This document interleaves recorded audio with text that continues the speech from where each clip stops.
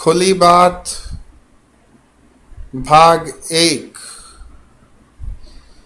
आज मैं आपसे किसी विशेष विषय पर बात नहीं करूंगा।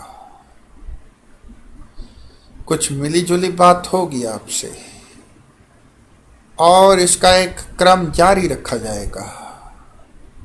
प्रत्येक समय विषय में बंधकर किसी विशेष विषय पर बात करना ही केवल मेरी फितरत में शामिल नहीं,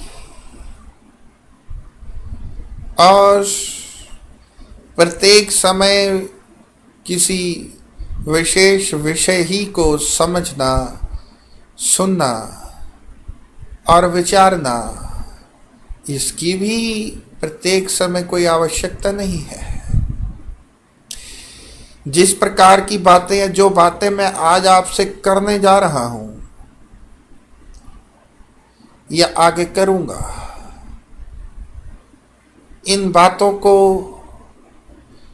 सुनना हो, समझना हो तो सबसे पहले तो अपना दिमाग खुला रखना, कुछ अंदर जाने देना। ऐसा ना हो कि कुछ अंदर जाने ही नहीं दे रहे, या कुछ अंदर जाने दे रहे हो, कुछ को बाहर ही छोड़ दे रहे हो, या साथ में कोई विचार सागर मंथन आपने शुरू कर दिया। ऐसा कुछ करना हो तो मत सुनना। और अगर सुन के बातें कुछ आपको लगे कि नहीं, तो भी आपकी मर्जी है, आप छोड़ सकते हैं। क्योंकि यदि कुछ सीखना चाहते हो, यदि कुछ समझना चाहते हो, तो सबसे पहले तो छोड़नी ही पड़ेंगी पुरानी बातें। हमारे यहाँ बात शुरू करना चाहूंगा। प्रेम विवाह बहुत कम है, कुछ अब होने लगे हैं, और जब प्रेम विवाह होने कुछ शुरू हुए तो हम लोगों ने ऑनर किलिंग, न जाने किस किस प्रकार के क्या क्या काम शुरू कर दिए।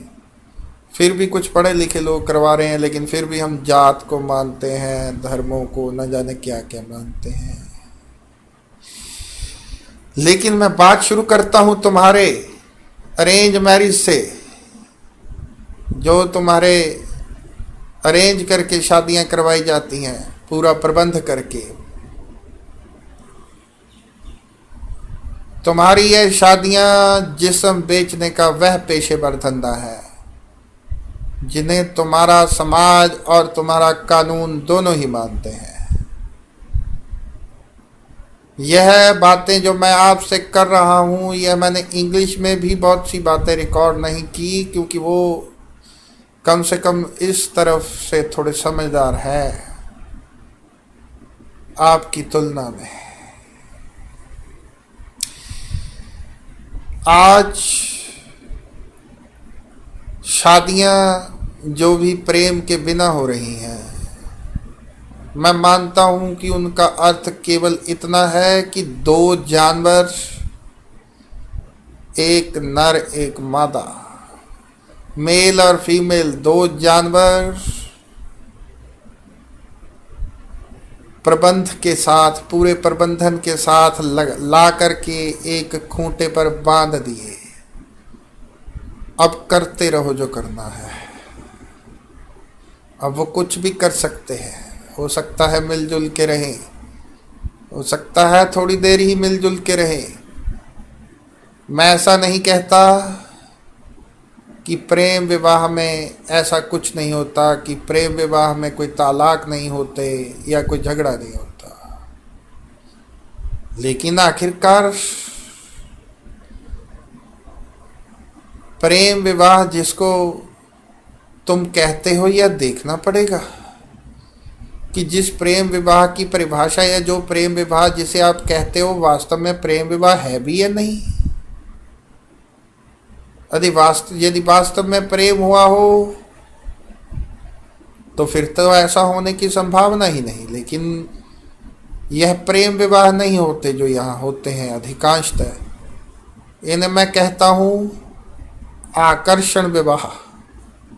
आकर्षण हुआ तो विवाह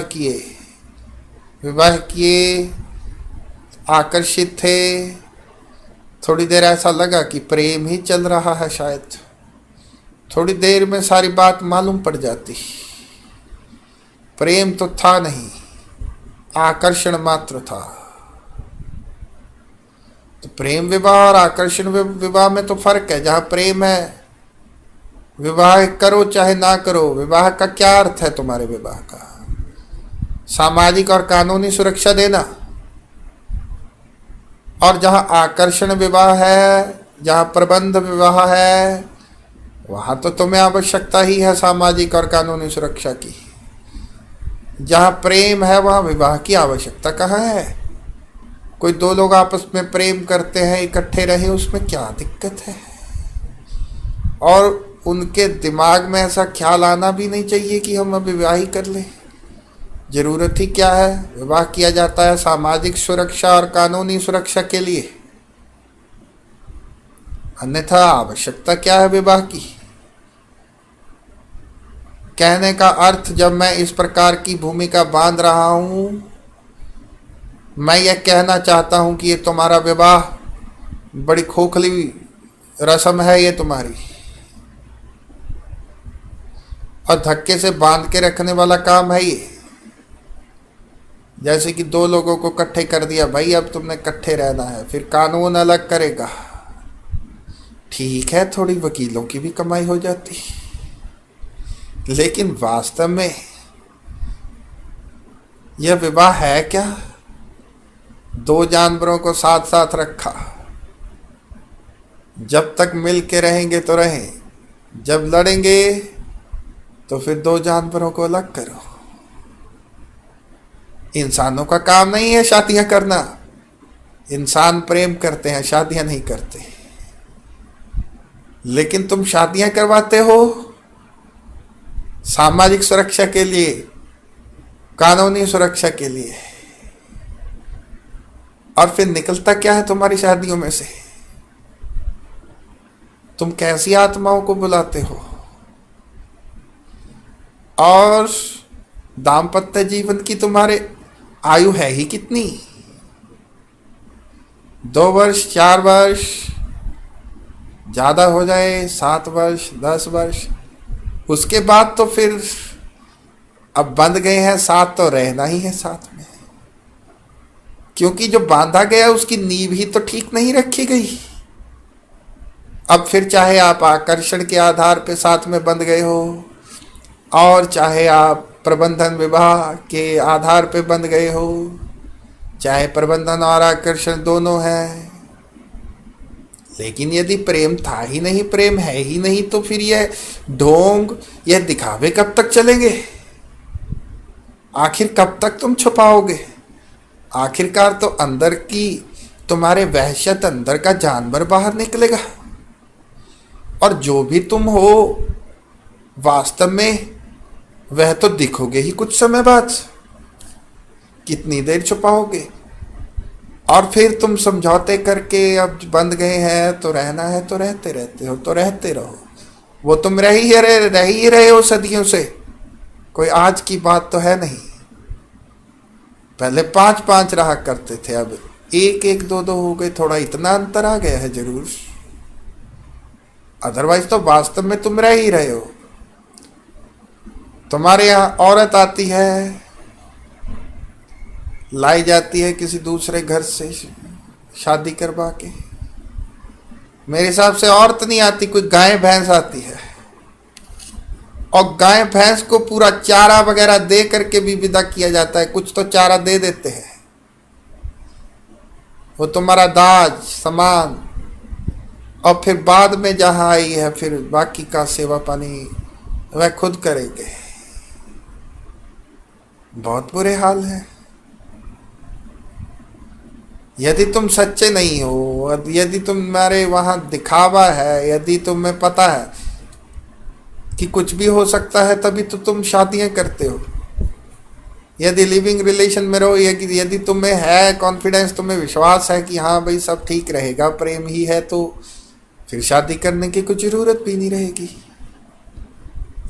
अब तुम बहुत सी नकारात्मक बातें कह सकते हो। नकारात्मक बात हम जल्दी कह देते हैं कि बाहर तो कोई परिवार ही नहीं है, पश्चिमी देशों के बुरे हाल हैं, पश्चिमी देशों का बुरा हाल है वो तो मैं जानता हूं, लेकिन वह भी इसीलिए बुरा हाल है क्योंकि वहां रह तो रहे हैं लिविंग रिलेशन में शादियों के बगैर भी, लेकिन प्रेम वहां भी नहीं है, वहां केवल सेक्स के लिए रह रहे हैं।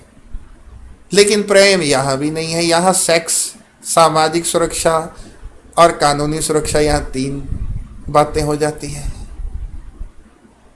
कामुक पूर्ति, सामाजिक सुरक्षा और कानूनी सुरक्षा हो जाती है यहां। बस अंतर इतना ही है केवल, अन्यथा कोई अंतर नहीं।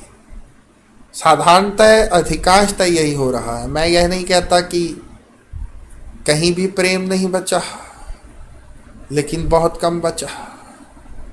दुर्भाग्य रहा हमारा कि हम प्रेम और व्यापार में कोई अंतर ही नहीं छोड़ा हमने। इस पे कभी फिर विस्तार में चर्चा होगी, प्रेम पे कोई अलग विषय पे इस पे चर्चा करूंगा आपसे, इसके विस्तार में नहीं जाऊंगा अभी। यह तो हुई तुम्हारी शादी की बात। अब दूसरी बात करता हूं। तुम्हारे यहां रिश्तों का भी सिस्टम बड़ा अजीबोगरीब सा चला हुआ है।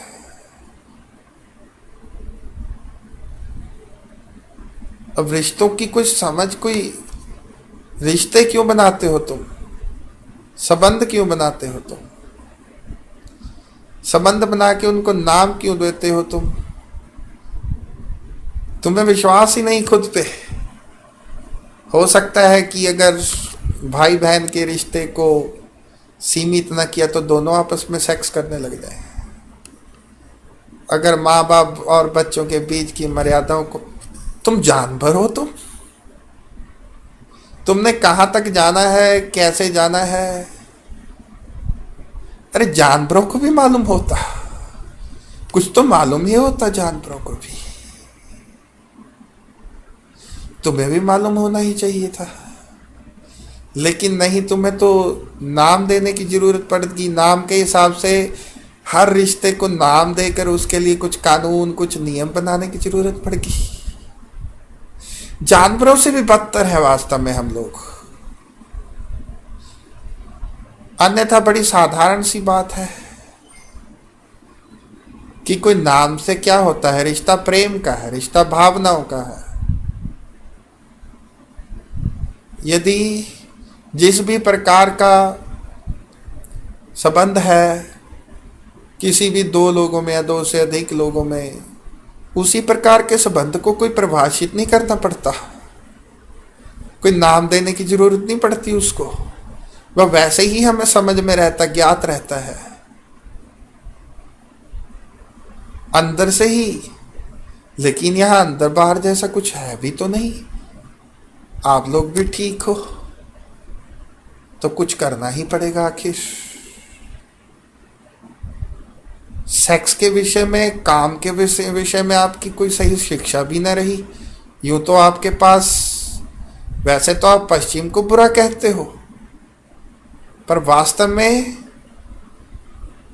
तुम देखो तुम्हारा काम शास्त्र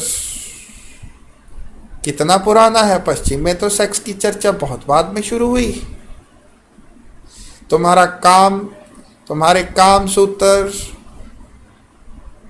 सालों साल पुराने हैं,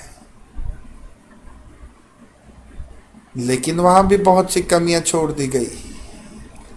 ठीक चर्चा फिर भी न की, उन्होंने भी न की ठीक ढंग से। अब ये सेक्स कुछ अलग विषय है, इस पे मैंने थोड़ी सी बात की थी। कुछ आपके सवाल होंगे या कुछ मैं महसूस करूंगा तो कुछ विस्तार में करूंगा अलग विषय पे।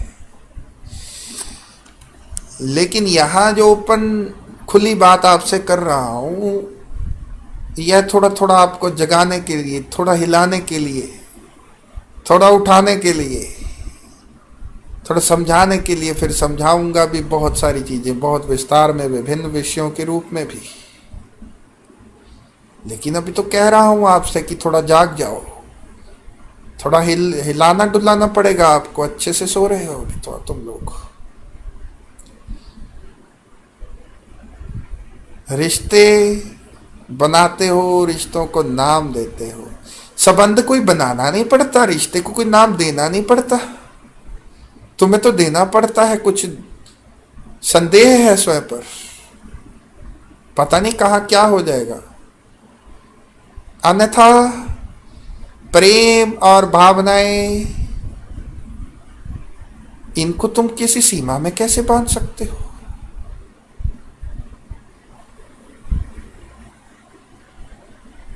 अन्यथा यह निर्भर होगा तुम्हारे ऊपर कि तुम किस प्रकार से, किस सीमा तक, कहाँ, कितना जाना चाहते हो।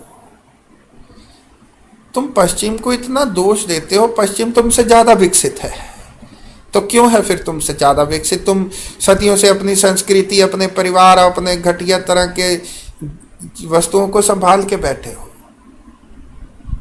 भले ही वहां परिवार नहीं, लेकिन आपसे अच्छी जिंदगी जीते हैं वो। तुम लोग मरते रहते हो आपस में यहीं लड़ लड़ के। वो कम से कम चाहे दिखावे की ही तो, वैसे तो वह उससे भी आगे जा सकते हैं। पश्चिम के पास अवसर है ठीक ढंग से चलने का, क्योंकि हम कम से कम उसने मूर्ताएं छोड़ दी हैं बहुत सारी, लेकिन वो बीच में अटक गया है। लेकिन तुम क्या हो? तुम तो बीच तक भी नहीं पहुंचे अभी, लेकिन फिर भी वो तुमसे ज्यादा विकसित है। तुम कौन से विकास की बात करते हो? विज्ञान तुम्हारे यहां नहीं, वैज्ञानिक पद्धति पे तुम चलते नहीं। पश्चिम के तुलना में तुम्हारे यहां कहां विज्ञान है? तुम पूछते रहे बैठे महात्माओं को, और पश्चिम के लोग न जाने कितने ही लोग आते रहे, लूटते रहे तुम्हें। मैं यह नहीं कहता कि जो भी परंपरागत हो, जो भी तुम्हारे संस्कृति, तुम्हारे मूल्य हो, वह सब छोड़ दो, लेकिन वो वास्तव में मूल्य हो भी तो सही। तुम्हारे पास आध्यात्मवाद है, उसको भी तुम सही से नहीं समझ पाए, क्योंकि वैज्ञानिक ढंग से समझा नहीं। कभी उस पत्थर को सर झुका दिया, कभी उसको झुका दिया, कर रहे हैं श्रद्धा, वहां से क्या निकालेंगे? तो करते रहो फिर तुम, अगरबत्तियां चढ़ाते रहो, फूल माला, और बैठे रहो उठा के वेदों को, ग्रंथों को। जब तक वैज्ञानिक ढंग से नहीं चलोगे तो करोगे क्या? बहुत है इस भाग के लिए अभी।